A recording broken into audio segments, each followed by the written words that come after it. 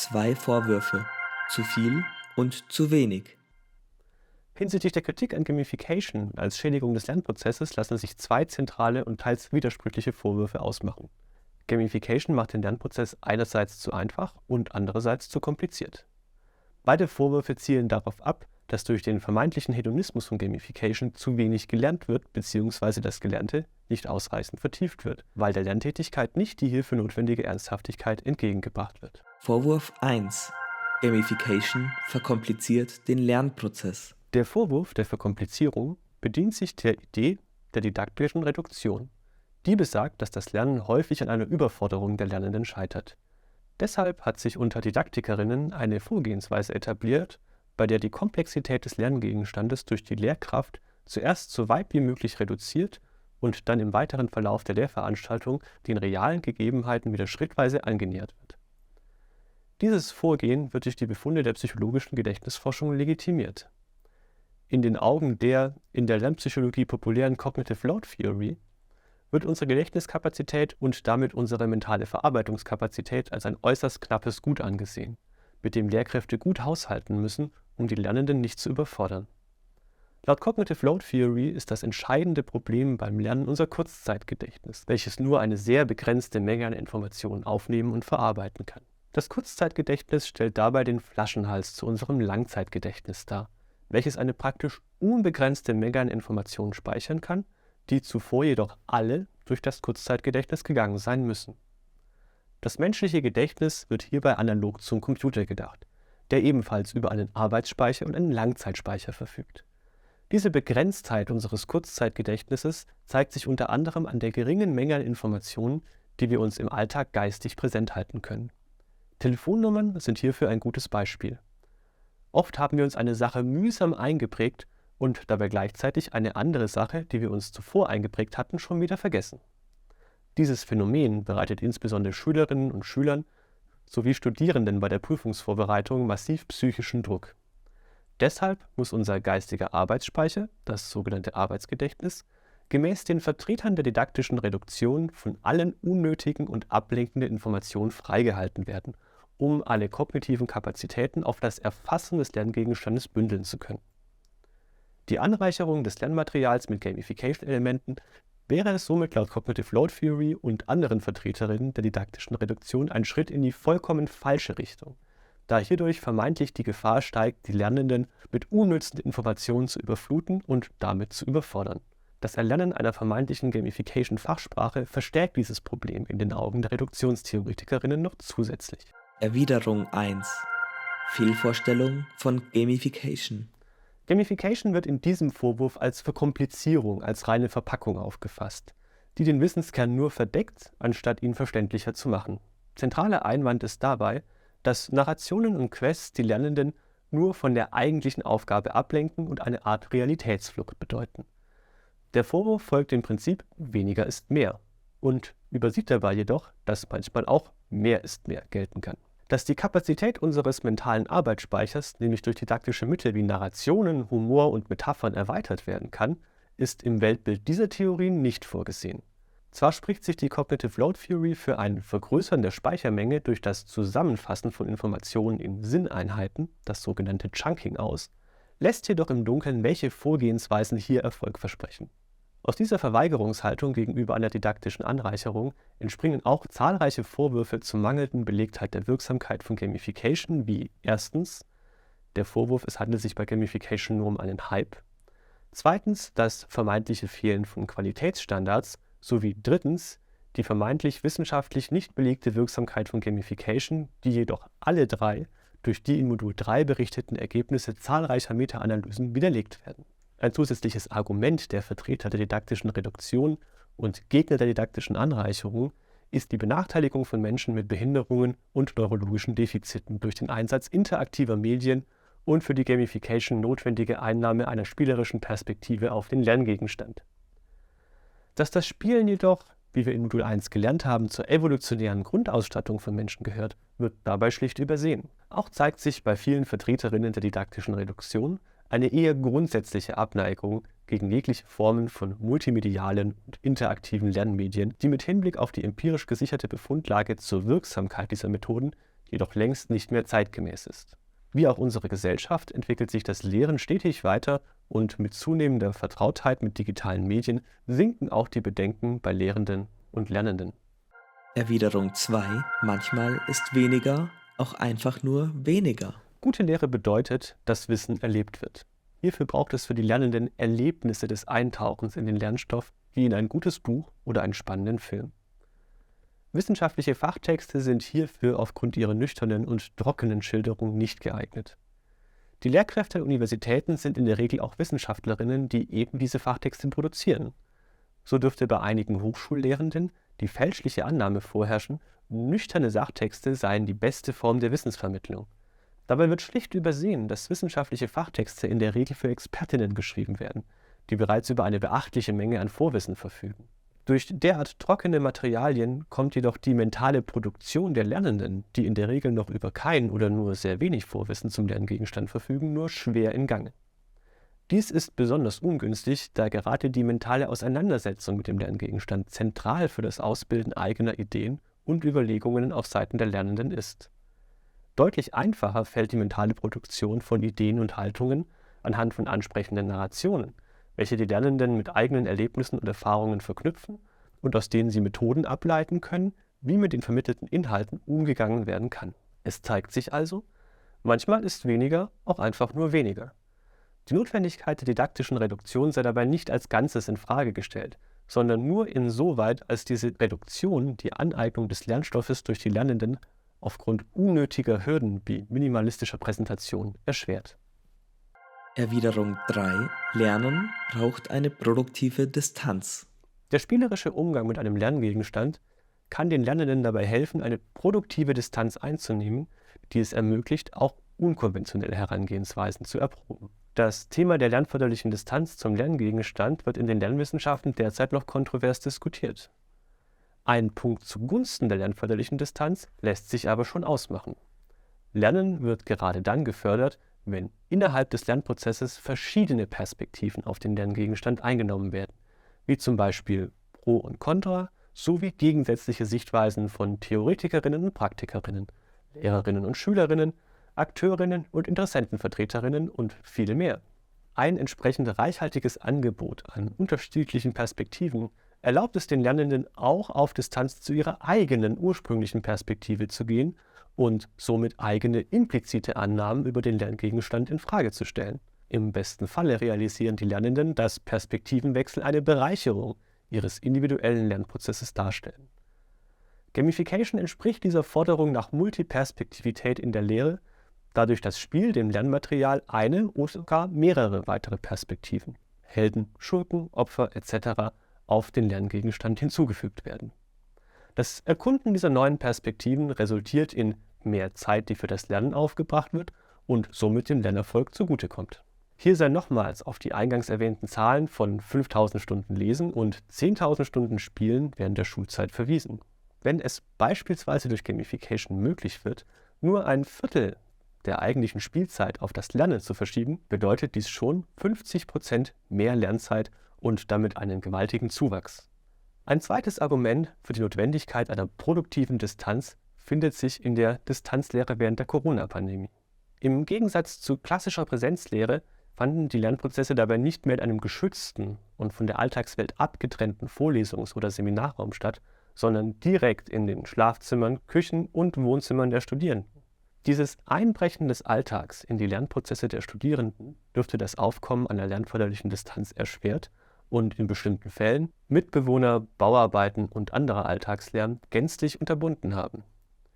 Hier profitieren die Lernenden von Unterrichtsmethoden, die ihre Aufmerksamkeit ganz auf die virtuelle Lernsituation ausrichten und dort auch dauerhaft binden. Das in einem anderen BLS im Projekt Quadis vorgestellte Konzept der sozialen Präsenz ist eine Möglichkeit, eine solche lernförderliche Distanz zur Alltagswelt aufzubauen, und auch Gamification dürfte, sofern sie ausreichend Immersion bei den Lernenden erzeugt, zu ähnlich lernförderlichen Distanzeffekten führen. Wahrer Kern des Vorwurfs. Dennoch besitzt der Vorwurf der Verkomplizierung des Lernprozesses durch Gamification einen wahren Kern. Sofern die Gamification zu komplex gestaltet ist, kann dies zu einer Ablenkung vom eigentlichen Lernziel führen oder gar zu einer Überforderung der Lernenden, die dann wiederum in Frustration oder gar dem Abbruch des Lernvorganges enden kann. Deshalb sollte hinsichtlich der Komplexität des Gamification-Regelwerks die alte Weisheit so viel wie nötig und so wenig wie möglich beachtet werden. Vorwurf 2. Gamification simplifiziert den Lernprozess. Der entgegengesetzte Vorwurf der übermäßigen Vereinfachung des Lernprozesses durch den Einsatz von Gamification bezieht sich in erster Linie auf die Auswahl der Lerninhalte in Abhängigkeit dessen, was sich mit Gamification abbilden lässt. Da dies laut Meinungen der Kritiker dazu führt, dass bestimmte komplexe Themen dadurch aus dem Lehrplan herausfallen, wird vermeintlich weniger gelernt. So lautet der implizite Vorwurf, Gamification sei nicht in der Lage, komplexe Sachverhalte abzubilden. Zweitens zielt die Anklage der übermäßigen Vereinfachung auf den mit Gamification einhergehenden Mangel an Ernsthaftigkeit, der, so die Annahme der Kritikerinnen, kindisches und damit naives Verhalten befördert und im Gegenzug eine kritische Perspektive auf den Lerngegenstand verhindert. Diese sündige Unterhaltsamkeit korrumpiert die Lernmotivation zu einem Hedonismus, der dazu führt, dass nur noch das gemacht wird, was einfach ist und eine große Belohnung verspricht, anstatt ein tiefes und oft nur unter Mühen erreichbares Verständnis des Lerngegenstandes anzustreben.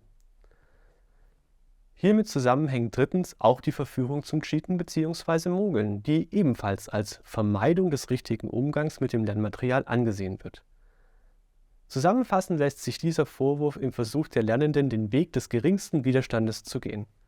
Dieser Weg soll laut Meinung der Kritikerinnen neben einem nur oberflächlichen Verstehen der Lerninhalte auch das kritische Denken und den Wissenstransfer hemmen sowie Transferdefizite verschleiern. Erwiderung 4. Es gibt keinen Zwang zur Simplifizierung. Der Vorwurf der Simplifizierung fußt auf der Annahme, dass Spielmechaniken keine annähernd so große Komplexität entwickeln können wie wissenschaftliche Erkenntnisse. Diese Annahme erscheint angesichts der Vielzahl an einarbeitungsaufwendigen Spielregelwerken und der Vielzahl an Spielzügen als naiv. So kommt beispielsweise das Spiel Ilaris auf ein Regelwerk von 160 Seiten und die Anzahl der Spielzüge bei den Klassikern Schach und Go stellen die Entwicklerinnen von entsprechenden Spiele-KIs vor große Herausforderungen. Schnell wird klar, Spieleentwicklerinnen sind mittlerweile in der Lage, ein schier beliebiges Ausmaß an Komplexität zu erzeugen. So wird über manche Handyspiele gemunkelt, dass das vollständige Verstehen der Regelwerke und Möglichkeiten eine derart große Aufgabe darstellt, die es ohne Probleme mit dem Zeitaufwand eines mehrjährigen Bachelorstudiums aufnehmen kann. Darüber hinaus lassen sich auch einfache Spiele durch Zugabe zusätzlicher Elemente und Zufallsereignisse in ihrer Komplexität beliebig steigern, was dann wiederum trotz aller vermeintlichen Albernheiten des Spielens zu einer bemerkenswert ernsthaften Auseinandersetzung mit den Spielregeln führt. Zumindest insoweit, wie das Spiel in der Lage ist, die Spielerinnen durch subjektiv wertvolle Belohnungen und Erfolgserlebnisse für diesen Aufwand zu motivieren. Es zeigt sich also, dass Spiele unter Zugabe entsprechender Belohnungsanreize Menschen durchaus dazu bringen können, über sich hinauszuwachsen. Die Grenzen liegen dabei nicht in der vermeintlichen Simplizität von Spielen, sondern vielmehr in deren Fähigkeit, die Spielerinnen dafür zu motivieren, ausreichend Zeit aufzuwenden, die Spielmechaniken zu meistern. Mit den Worten des Behaviorismus gesprochen, es liegt nicht am zu lernenden Inhalt, sondern nur an der Motivationskraft der Verstärker. Wahrer Kern des Vorwurfs. Obwohl sich der generelle Vorwurf, Spiele würden ernsthafte Themen unsachgemäß vereinfachen, nicht halten lässt, kann es doch im konkreten Anwendungsfall immer wieder dazu kommen, dass die Gamification es den Spielerinnen ermöglicht, auf eine Art und Weise zum Spielziel zu gelangen, die wichtige Inhalte des Lerngegenstandes umgeht. Die Tendenz zum Cheaten und Mogeln sollte dabei jedoch nicht als eine Charakterschwäche der Spielerinnen ausgelegt werden, sondern eine an sich lobenswerte Orientierung der Aufwandsminimierung. So können die meisten dieser Schwachstellen durch ausführliches Testen bereits vor der Veröffentlichung der Gamification identifiziert und behoben werden. Dies erfordert jedoch zusätzlichen Zeitaufwand auf Seiten der Entwicklerinnen. So ist es für eine gute Gamification unumgänglich, sich als Entwicklerin in die Perspektive der Spielerinnen hineinzuversetzen. Diese Perspektivübernahme ist jedoch auch abseits von Gamification eine Voraussetzung guter Lehre, die sich zu trainieren lohnt. Vorwurf 3. Gamification quantifiziert den Lernprozess. Ein dritter Vorwurf zielt auf die Entfremdung des Lernprozesses in Richtung einer rein technischen und quantitativen Angelegenheit wie Sport oder eines linearen Wissenszuwachses. Konkret handelt es sich dabei um zwei Vorwürfe. Durch die Vergabe von Punkten wird der Lernprozess einerseits mechanisiert und andererseits künstlich linearisiert. Diese Vorgehensweise vermittelt ein völlig falsches Bild von Lernprozessen als Zielerreichungsaufgaben und ignoriert die Tatsache, dass viele Lernpfade in der Regel nicht linear ablaufen, sondern verschlungen und zirkulär. So ist auch das temporäre Scheitern ein häufiger Bestandteil von Lernprozessen, wenn es darum geht, vermeintliche Wahrheiten über Bord zu werfen und noch einmal ganz von vorne anzufangen. Gerade den zirkulären Charakter wird Gamification durch die vermeintlich lineare Logik, immer zur nächsten Aufgabe fortzuschreiten, nicht gerecht. Die Vergabe von Punkten täuscht den Lernenden einen Lernerfolg vor, was zu einer Überschätzung des eigenen Wissensstandes führt. Erwiderung 5. Linearisierung als gesamtgesellschaftliches Problem. Auch dieser Vorwurf hat eher den Charakter einer Fundamentalkritik an unserer gegenwärtigen Leistungsgesellschaft. Denn in Zeiten des kapitalistischen Schneller, höher, weiter stellt mit Punkten versehene Gamification nur eine der vielen Varianten des kapitalistischen Hamsterrads dar. Für gute Ergebnisse braucht es in erster Linie Zeit und keinen Zeitdruck. Das gilt insbesondere für das Lernen. Jedoch wird hier, wie auch im ersten Vorwurf, wieder übersehen, welches immense Potenzial in den narrativen Elementen von Gamification verborgen liegt. So können spannende Narrationen dazu führen, dass auf dem Nachhauseweg, abends vor dem Fernseher oder gar noch im Bett unsere Gedanken immer weiter nonlinear um diese Inhalte kreisen und wir dabei versuchen, den Gegenstand auf unterschiedlichen Wegen zu ergründen, um unsere Faszination daran besser zu verstehen. Je länger uns diese Gedanken begleiten, umso größer ist die Chance, dass uns Alltagserlebnisse hier neue Zugänge zu diesen vermeintlich bereits bekannten Inhalten verschaffen und damit zu einer immer reichhaltiger werdenden Wissensstruktur verhelfen. Auch hier liegt das Problem nicht im Kern der Gamification, sondern nur in der Art und Weise, wie die Lerninhalte gamifiziert und damit präsentiert werden. Eine gute Präsentation ist in der Lage, immens viel zusätzliche Beschäftigungszeit mit dem Gegenstand freizusetzen und darüber hinaus bei ausreichender Begeisterung für die Gamification zusätzlich Gespräche mit anderen Lernenden zu fördern und diese unter Umständen ebenfalls anzustecken. Erwiderung 6. Mechanisierung als Ziel. Der zweite implizit enthaltene Vorwurf richtet sich gegen die Mechanisierung des Lernprozesses. Der Kern der Kritik richtet sich dabei gegen die Auffassung, Lernen sei nur das Anhäufen von Wissen und somit eine automatisierbare Tätigkeit. Diesem Vorwurf ist zuzustimmen. Zwar gibt es Situationen, in denen Lernprozesse diesem Bild entsprechen, wie beispielsweise das Erlernen immer neuer Kochrezepte, aber die Mehrheit der Lernprozesse in Schulen und Universitäten dürften nicht in diese Kategorie fallen. So stellt Lernen im Alltag oft kein großes Problem dar, während Lernen an Schulen und Hochschulen jedoch gerade diejenigen Lerngegenstände bedient, die sich Lernenden oft nicht ohne weiteres selbst beibringen können. Diese nicht trivialen Lerngegenstände benötigen eine kompetente Führung der Lernenden durch Expertinnen und lernförderlich gestaltete Lernmaterialien. Aufgabe von Lehrkräften und Lernmaterialien ist es somit, den Lernenden nicht nur die Informationen, sondern auch die Rezepte für den Umgang mit den Informationen zu vermitteln, damit die Lernenden nach Besuch der Lehrveranstaltung in der Lage sind, sich weiterführendes Wissen unter der Verwendung der entsprechenden Rezepte selbstständig anzueignen. Eine Mechanisierung des Lernprozesses ist dabei das Ziel und nicht die Ausgangssituation universitären Lernens. Die Aufgabe der Lehrenden ist dabei metaphorisch gesprochen die von Mechanikerinnen.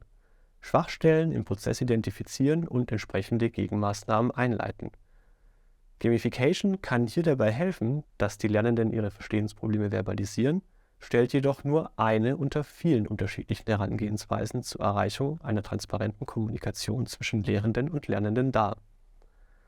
Auf dem Weg zu diesem Ziel gilt es, durch Ausprobieren ein möglichst tiefes Verständnis zu erhalten. Dies betrifft einerseits das Verständnis der Lernenden vom Lerngegenstand sowie andererseits das Verständnis der Lehrenden über ihre Lernenden. Wahrer Kern des Vorwurfs. Das Leben besteht nicht nur aus Erfolgen. Dies gilt auch für das Lernen. Gerade beim Lernen braucht es oft Geduld und Mut, sich nicht von Misserfolgen einschüchtern zu lassen. Gamification kann unter bestimmten Umständen den Mut und die Neugier der Lernenden fördern, birgt jedoch auch immer die Gefahr, dass die Lernenden sich einem attraktiveren Spiel zuwenden und somit das Lernen vernachlässigen. Deshalb sollte auch Gamification diesem Faktum Rechnung tragen.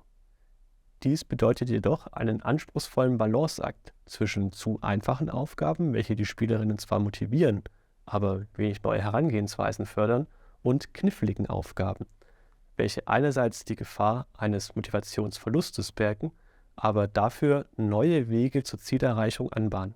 Außerdem sollten Gamification-Entwickler immer im Hinterkopf behalten, dass die Spielerinnen ihren Spielfortschritt mit dem Lernfortschritt gleichsetzen.